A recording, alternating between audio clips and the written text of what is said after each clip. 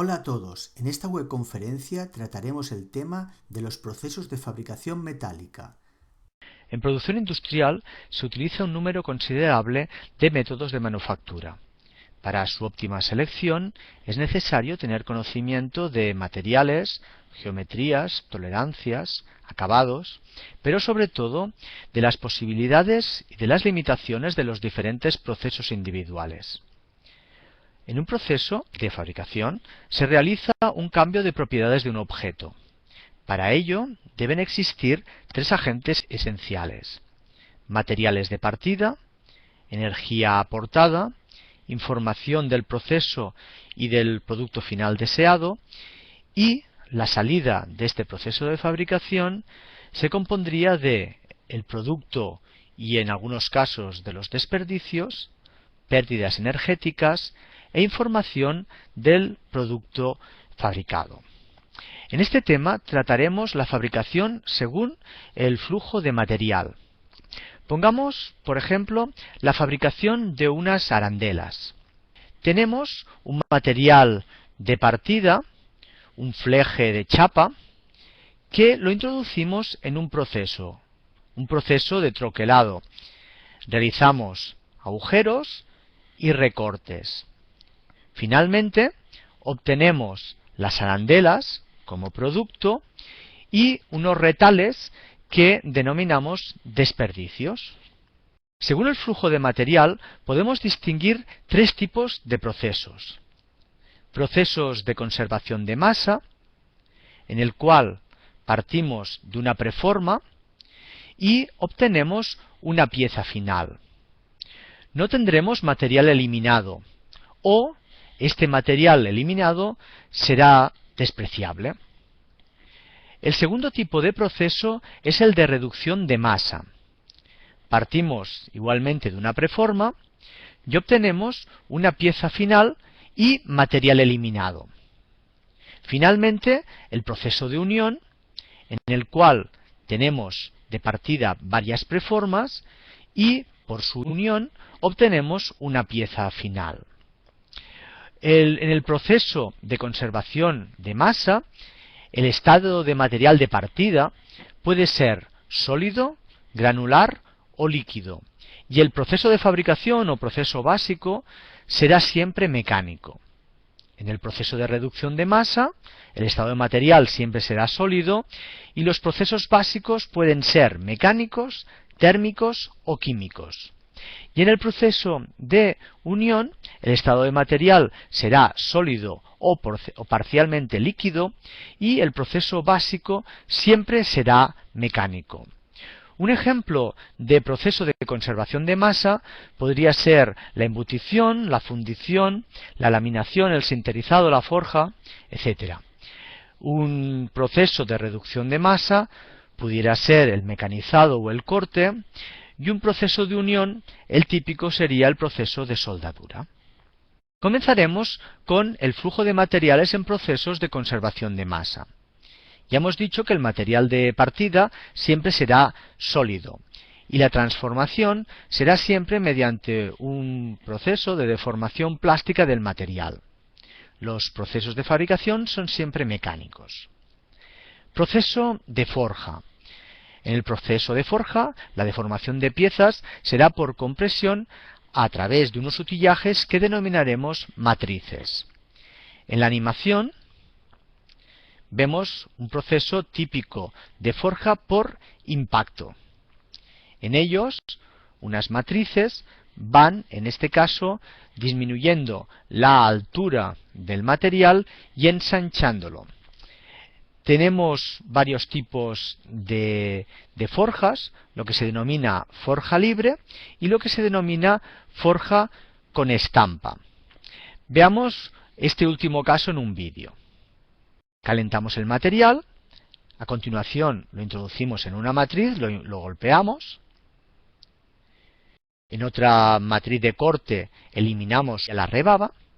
Y ya en un segundo proceso le damos la forma definitiva, en este caso a un stick de un palo de golf.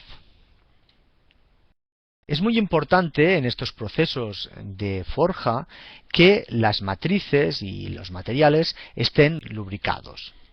Esto es debido a que entre la estampa y la pieza pues existe un coeficiente de rozamiento y por lo tanto una fuerza de rozamiento. Debido a la compresión ejercida por el martillo o por la prensa, lo que puede pasar es que cerca de la zona de la matriz la pieza tenga una densidad más elevada y por lo tanto no sea homogénea. Vamos a ver ejemplos de forja libre y forja con estampa. En la forja libre observamos que las matrices son planas o con una forma geométrica genérica, en este caso circular. Por lo tanto, las piezas también tienen una forma poco complicada. En la forja con estampa, ya las estampas ya tienen una forma muy específica. Vemos como en la primera estampa no se llega a cerrar la matriz y por lo tanto lo que hacemos son preformas. En cambio, en la segunda estampa sí que llegamos a cerrar realmente la matriz y ya obtenemos la forma final. A este primer tipo de estampas se denominan estampas abiertas y en el segundo caso serían estampas cerradas. Veamos un ejemplo en un vídeo de forja libre. Una vez calentada la pieza, se somete a la fuerza, en este caso de compresión, de una estampa abierta. Vemos que no tiene ninguna forma específica. Aquí vemos cómo se puede reducir el espesor o la altura de la pieza y ensancharla. Normalmente obtenemos con las libres preformas. Con las estampas cerradas vemos que si es abierta también obtenemos preformas y ya en la estampa cerrada pues obtenemos la pieza final.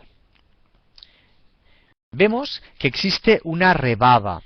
Esta rebaba se produce porque así, de esta forma, nosotros lo que conseguimos es que el material llegue a todas las partes de la estampa y por lo tanto complete la pieza.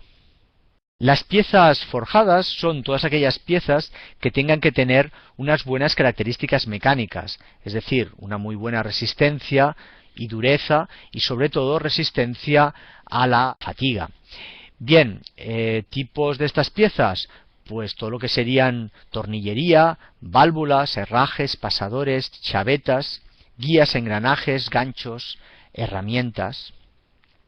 Otro tipo de proceso de conservación de masa es el proceso de extrusión. En los procesos de extrusión comprimimos el material, que puede estar en caliente o en frío, y lo hacemos pasar a través de un orificio de una matriz. Este orificio tiene la sección transversal que tendrá la pieza final.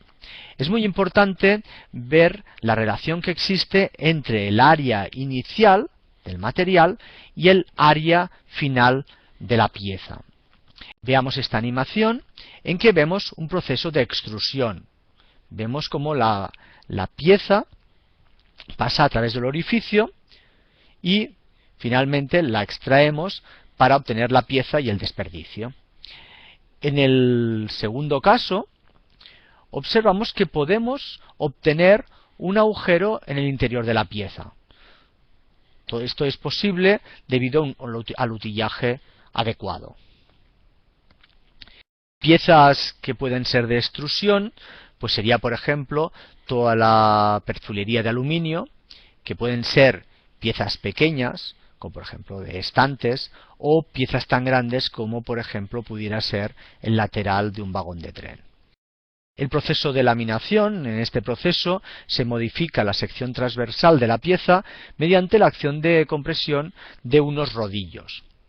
Vemos como el material es arrastrado por estos rodillos y que le dan la sección transversal de la pieza final.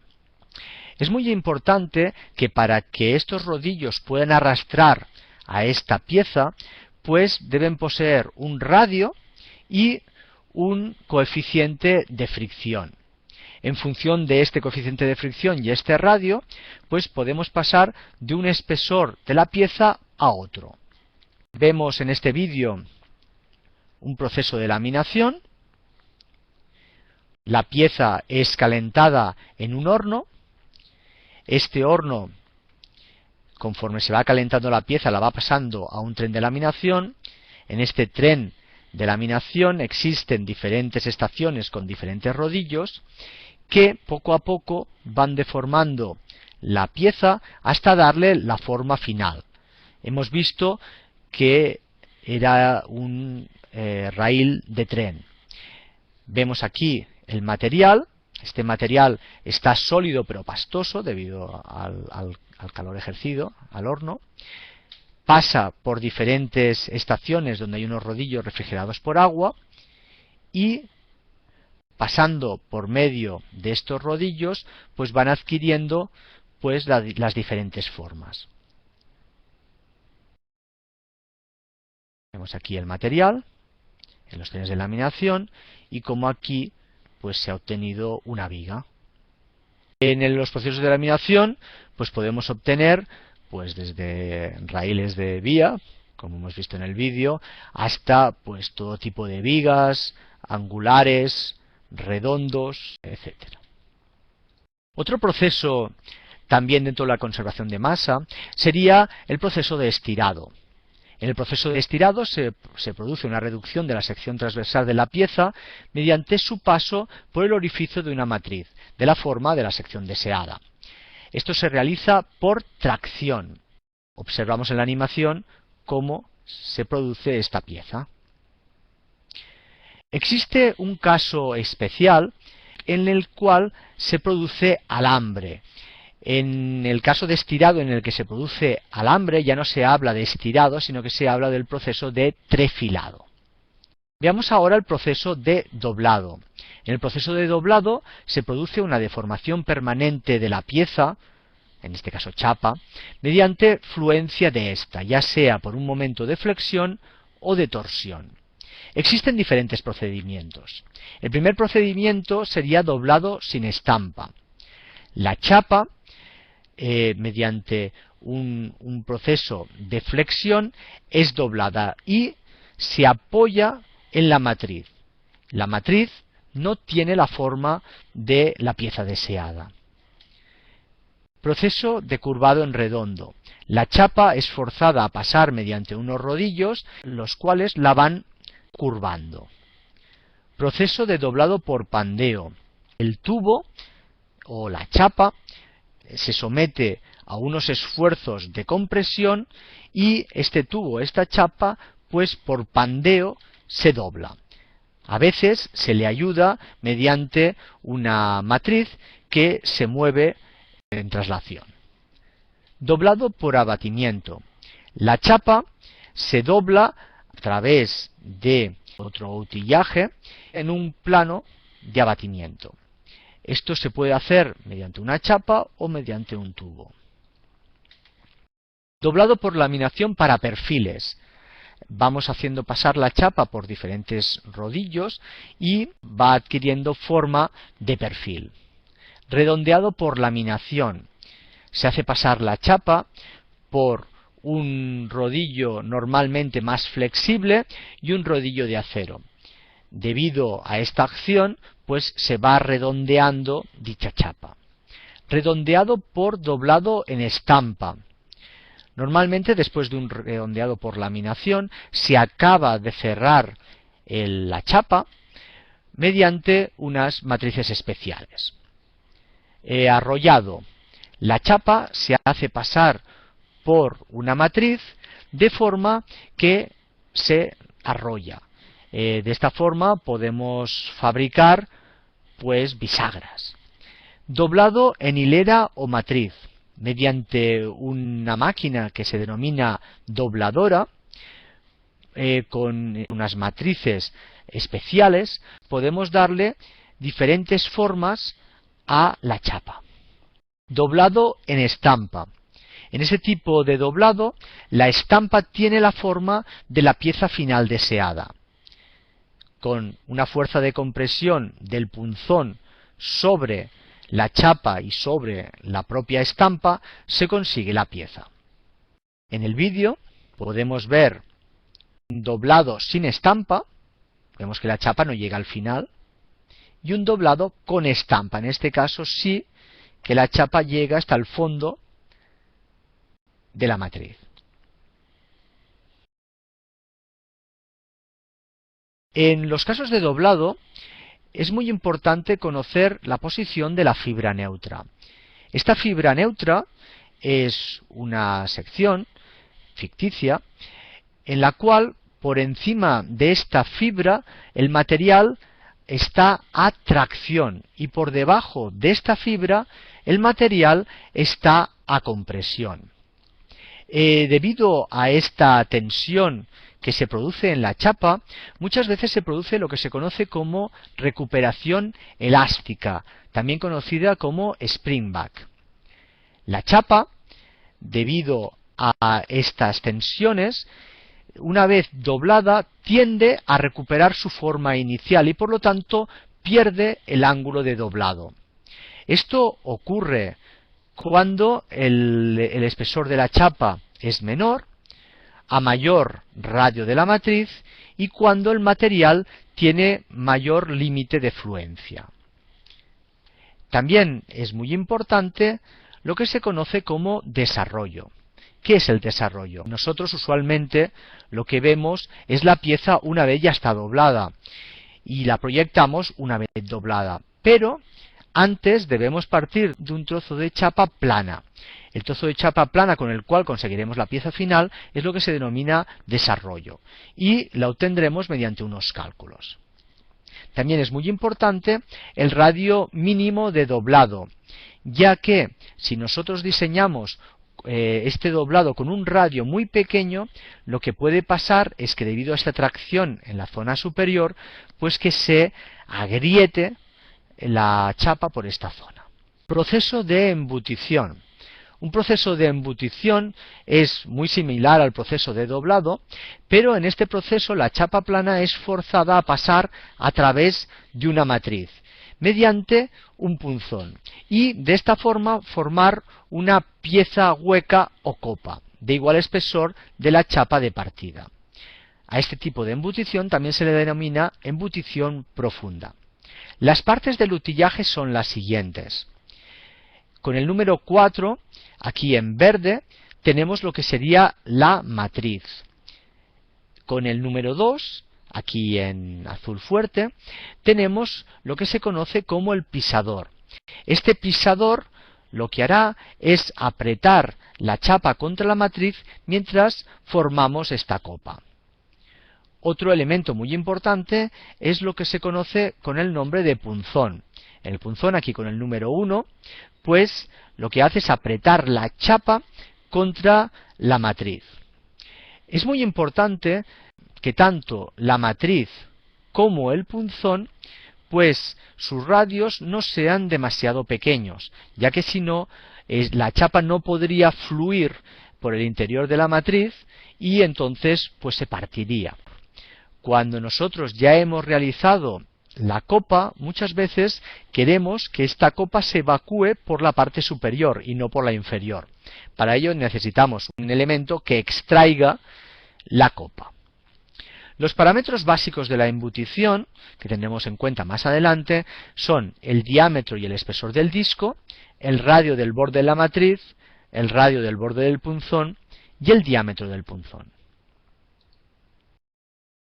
En los procesos de embutición hemos de tener mucho cuidado en dos zonas. La primera zona, que aquí vemos en la imagen A, sería la zona que todavía no está embutida. En esta zona, debido al estiramiento de la chapa que se produce en la matriz, pues resulta que las fibras son sometidas a una compresión lateral. Debidas a esta compresión lateral, pues se pueden producir, como vemos en esta foto inferior, pues unas arrugas en la chapa. Estas arrugas muchas veces se pueden evitar mediante la elección de un buen pisador. La segunda zona donde hemos de tener mucho cuidado, como vemos en la figura B, es en la zona lateral. Debido al estiramiento que realiza el punzón con la chapa y debido al rozamiento que se produce lateralmente con la matriz, debido también a ese estiramiento, pues lo que puede pasar es que se produzcan agrietamientos en el lateral de la chapa. Esto se puede evitar si nosotros lo que realizamos son copas de poca profundidad. Si queremos realizar copas de mayor profundidad, tendremos que realizar lo que nosotros denominamos reembutición. La reembutición es realizar embuticiones sucesivas con poca profundidad con el fin de que de esta manera podamos alcanzar la profundidad deseada. En todos los procesos de embutición también veremos que consideraremos que toda la pared, tanto lateral como del fondo, será igual a la del disco de partida, es decir, que el espesor de las paredes laterales se considerará que no varía. En el proceso de reembutición que antes hemos hablado, cuyo fin era aumentar la profundidad de las piezas, y en las cuales también hemos dicho que se consideraba que las paredes se mantienen sensiblemente constantes, existen dos procesos. El primer proceso es el de reembutición convencional. Como ya hemos dicho, partimos de una copa ya embutida. Con unos pisadores mantendremos la copa apoyada sobre la matriz y con un punzón realizaremos esta reembutición. En los procesos de reembutición en reversa o inversa, en este caso la copa ya vemos que se coloca de forma invertida. Se apoyan los pisadores para que así la chapa se apoye contra la matriz y en este caso el punzón pues va apretando esta chapa hasta conseguir la forma deseada. Veremos en esta animación pues el primer tipo de embutición. Primero bajan los prensachapas y finalmente el punzón pues realiza la forma deseada. Los parámetros básicos de la reembutición son el diámetro y el espesor, en este caso no del disco sino de la copa de origen, el diámetro de la matriz, el ángulo de entrada de la matriz, el radio del borde del punzón y el diámetro del punzón. En algunos casos, pues se puede realizar la reembutición con una matriz con un radio más grande, como vemos en este dibujo. El ironing. En el ironing, bueno, se realiza un estrechamiento o un adelgazamiento de las paredes laterales, conservando el fondo de la copa con el mismo espesor. Ya hemos visto todos los procesos de embutición, vamos a ver los aspectos tecnológicos que hemos de tener en cuenta a la hora de diseñar estos procesos. Lo primero que hemos de tener en cuenta es que el material normalmente es anisotrópico. ¿Qué significa esto? Esto significa que la deformación del material no es igual en todas las direcciones. Debido a que el material es anisotrópico, pues, por ejemplo, cuando realizamos la embutición, si el material fuera isotrópico, vemos que se deformaría homogéneamente en todas las partes y vemos que, por ejemplo, en la parte superior quedaría con forma circular. En cambio, como el material es anisotrópico, no se comporta homogéneamente en todas las direcciones y vemos que incluso no queda de forma circular, sino que muchas veces incluso queda, como vemos aquí en la imagen, de forma cuadrada. Otro aspecto tecnológico a tener en cuenta es lo que se denomina radio límite de embutición. Se parte de un diámetro máximo inicial y se quiere conseguir que la altura sea lo más grande posible. Esto quiere decir también, o se puede entender, que el diámetro final o diámetro del punzón sea lo más pequeño posible. Pues bien, el radio límite de embutición es la relación que existe entre el diámetro máximo inicial y el diámetro final o diámetro del punzón. Muchas veces, en vez de hablar de radio límite de embutición, se habla de reducción de embutido. Como vemos, también es la relación entre el diámetro máximo inicial y el diámetro de punzón. También se ha de tener mucho cuidado con la fuerza de embutición. Si la fuerza de embutición es muy grande, podemos llegar a perforar el fondo de la copa. También, para hallar esta fuerza de embutición, pues hay que tener presente los radios tanto de la matriz como el radio del punzón. Esta fuerza de embutición puede ser mayor si estos radios son mayores. Si este radio es muy pequeño, el gran problema que podemos tener es que no existe fluencia del material y por lo tanto lo que puede pasar es que por la parte superior pues exista en este caso un agrietamiento. Si esto existe por la parte del punzón, pues podrá haber un agrietamiento por la parte inferior o la parte del fondo de la chapa. Ya hemos visto dentro de los procesos de conservación de masa los de flujo sólido. Vamos a ver ahora los de flujo granulado. Los de flujo granulado sería conformado de piezas pero mediante polvo metálico, ya sea por compactación y su posterior calentamiento. Ojo, este calentamiento sin llegar a la fusión. Con este tipo de procesos se obtienen piezas las cuales no requieren mecanizados posteriores, con lo cual para series medianas y series grandes podemos conseguir piezas, por ejemplo de acero, pues no tan caras como serían, pues por ejemplo, por procesos como el de mecanizado. Al proceso de conformado de piezas mediante polvos metálicos también se le denomina pulvimetalurgia. Vamos a ver las etapas de este proceso. La primera etapa es la conversión del metal en polvo. Esto se realiza mediante un proceso que se denomina atomización. En el proceso de atomización pasamos el metal de estado sólido a estado líquido y lo hacemos pasar por un flujo ya sea de gas o de agua. De esta forma el metal líquido pasa a gotas muy pequeñitas de líquido, es decir, a spray. Una vez se solidifica estas gotitas, pues formarán polvo.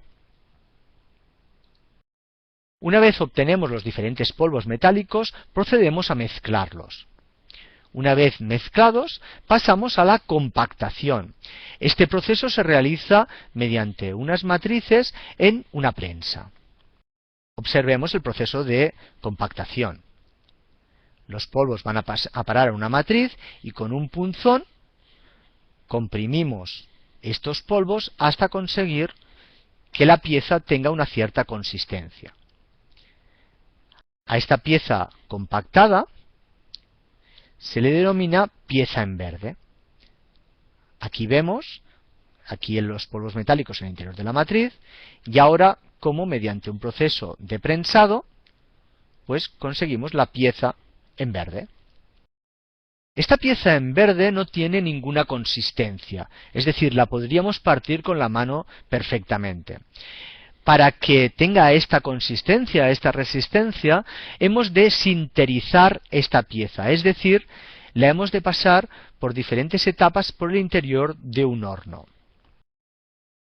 Vemos aquí cómo esta pieza realmente la podemos partir perfectamente y cómo mediante su paso por un horno podemos transformarlas y compactarlas para que así sean más resistentes y además pues sean más homogéneas. Aquí vemos un paso. Una vez ya tenemos la pieza ya sinterizada, pues podemos hacerle alguna operación secundaria y ya tenemos la pieza final. Además del flujo sólido y el flujo granular, tenemos el flujo líquido. Es decir, transformamos el material en estado líquido mediante fundido, mediante temperatura, y a continuación lo introducimos en el interior de una cavidad esperamos que se solidifique mediante enfriamiento, se desmoldea y se obtiene la pieza final. Los materiales que son moldeables serían, por ejemplo, las aleaciones férreas, fundición, aceros no aleados, aceros aleados de bajo contenido en carbono.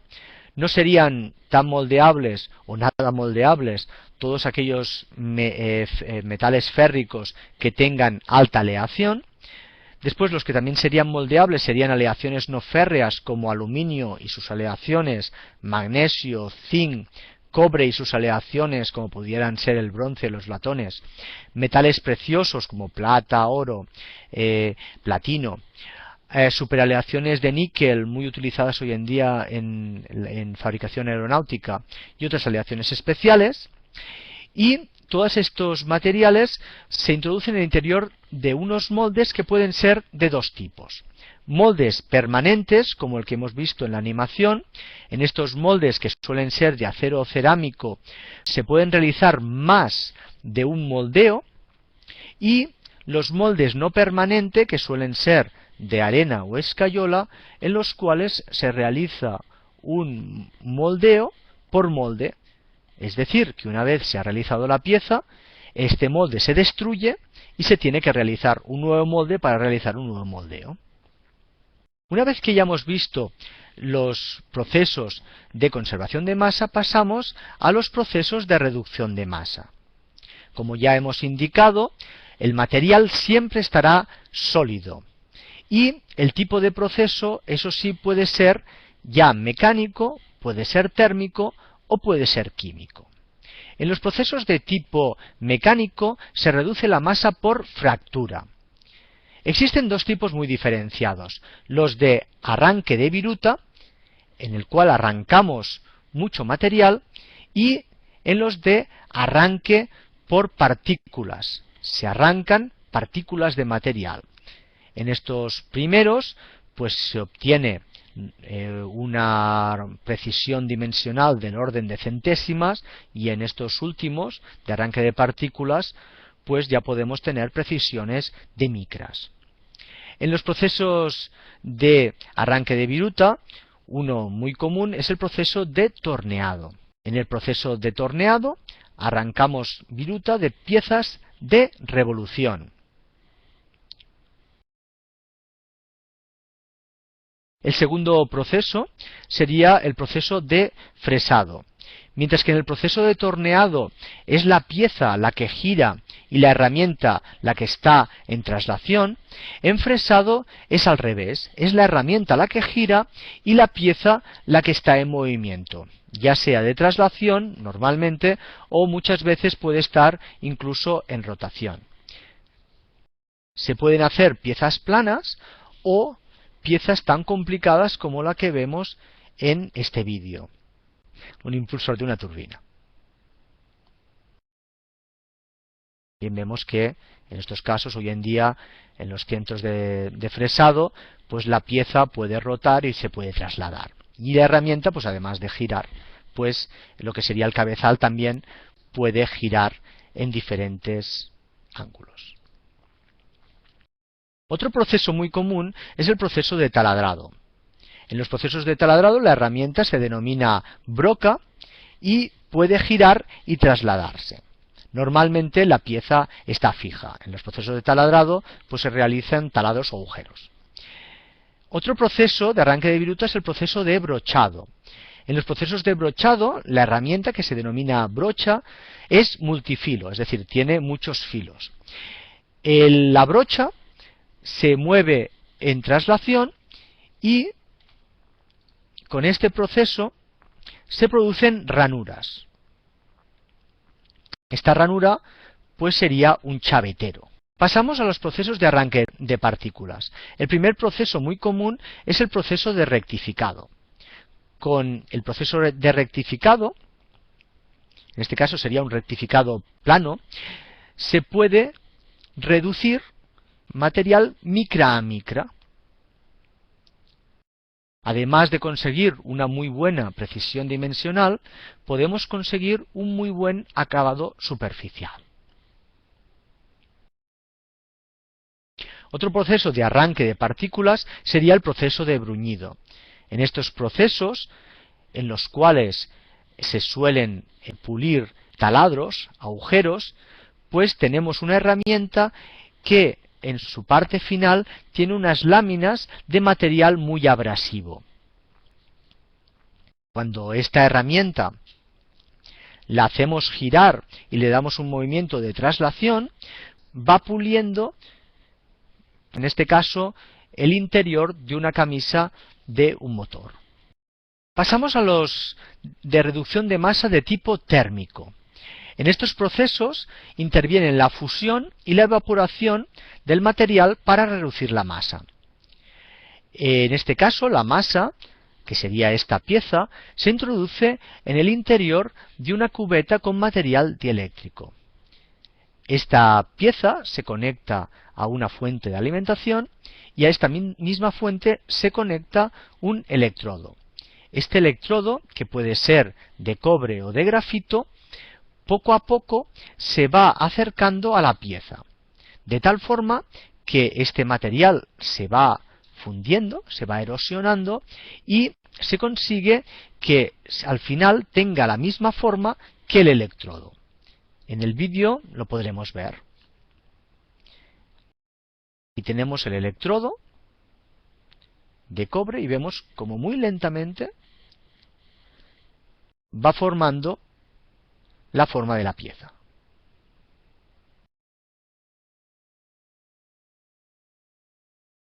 Aquí veremos cómo ya va teniendo la forma final. Otro tipo de proceso de reducción son los procesos de tipo químico. En estos interviene la disolución o combustión para reducir la masa. Veamos el fresado electroquímico, o también llamado ECM, que sería un proceso de disolución. En el proceso de fresado electroquímico, en una cubeta se tiene el material el cual se quiere trabajar y un cátodo. En este caso, la propia pieza hace de ánodo. En la cubeta se tiene un elemento reactivo, un producto que reacciona con el metal. Debido a la reacción de este reactivo con el metal, se forma hidróxido de este metal. La acción de reacción de este elemento químico pues se favorece con la acción de la corriente. Veamos un vídeo. Vemos aquí el ánodo, aquí tendríamos el cátodo, pasamos el reactivo químico y la acción electrolítica. Aquí vemos cómo, por ejemplo, mediante este proceso podemos reducir rebabas o podemos disminuir el grosor del material, como se hace, por ejemplo, en satélites dentro de la industria aeroespacial. Finalmente, ya tenemos los procesos de unión de materiales. Como ya hemos comentado, el flujo de material puede estar sólido o parcialmente líquido. Siempre los procesos serán, eso sí, mecánicos. El proceso típico de unión es el proceso de soldadura. En este proceso tenemos, en este caso, diferentes chapas, las cuales las podemos unir mediante un proceso de soldadura. Este proceso de soldadura sería tipo TIG, en la cual se produce un arco entre el material base y el electrodo y se aporta material. Debido a la fusión del metal base y al metal de aportación, pues unimos las piezas. Aquí observamos material que podría ser pues material de chapa o incluso material de laminación que ha sido unido entre sí mediante el proceso de soldadura. Muy bien, pues muchas gracias por su atención y hasta el próximo tema.